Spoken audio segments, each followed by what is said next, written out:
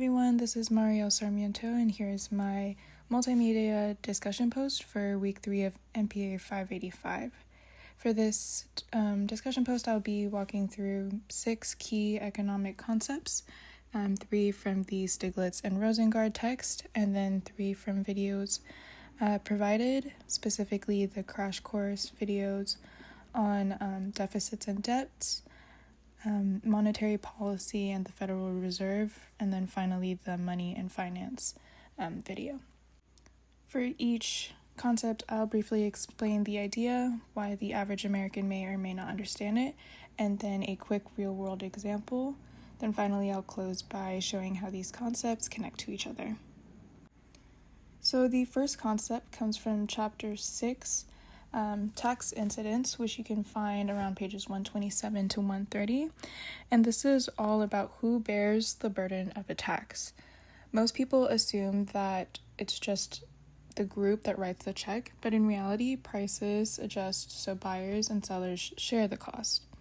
So an example would be the new gasoline tax.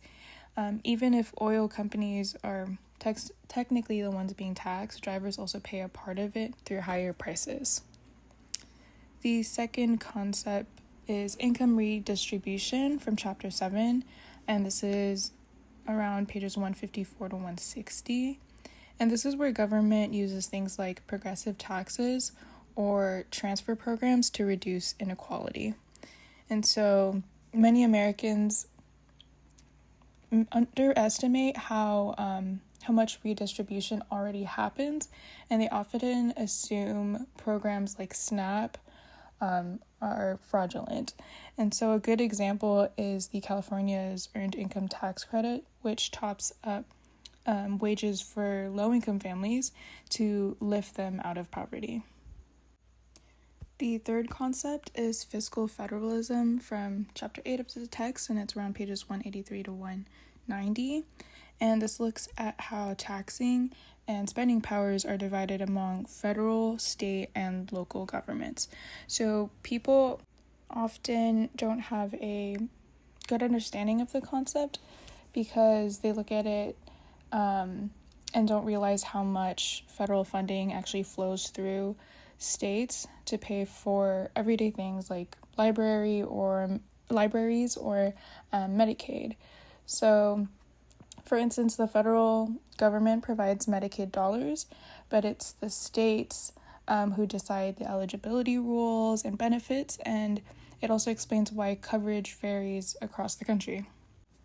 So now moving on to the crash course videos. The first concept is the difference between national deficit and the national debt.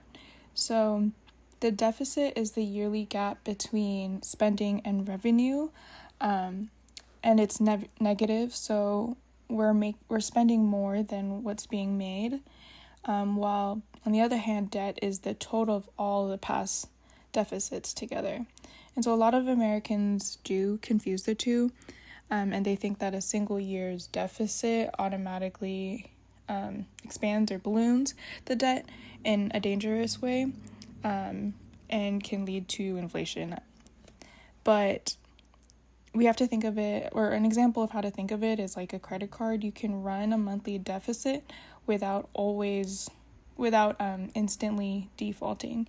So there's ways to bounce back from that, whereas the debt overall is what you're accumulating every month.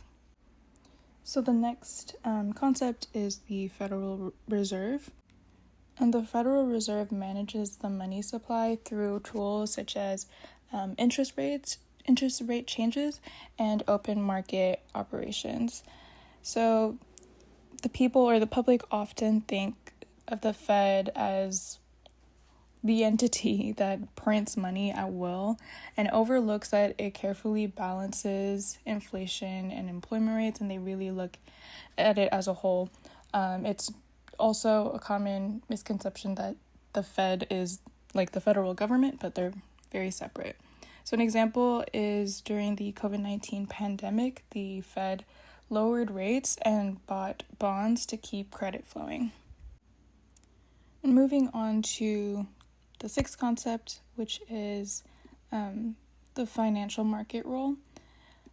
The financial market connects savers with borrowers and allows capital to move to productive investments. And so when people think of the financial market, many times they think of Wall Street, and they view it mainly as a place for risky stock trading, and they overlook the fact that financial markets also channel savings into productive uses, so like providing capital for businesses to grow or for families to maintain their mortgages. And so an example of the fiscal market are the municipal bonds issued by local governments, and it lets residents indirectly fund public projects like schools or bridges or the roads. And so now, tying everything all together, the slide looks a bit hectic, but it's really to show that these concepts don't exist alone or in isolation. They're very much interconnected.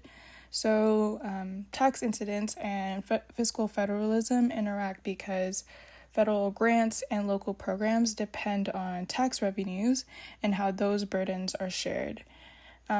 Meanwhile, monetary policy affects borrowing costs, which influences deficits and the national debt.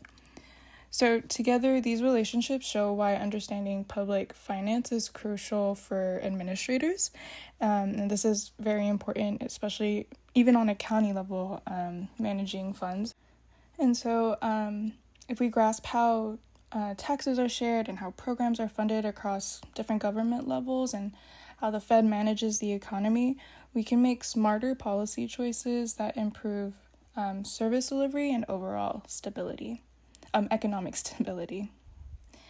So with that concludes my presentation. Thank you so much for listening. If you have any feedback, my contact information is on this slide. Thank you.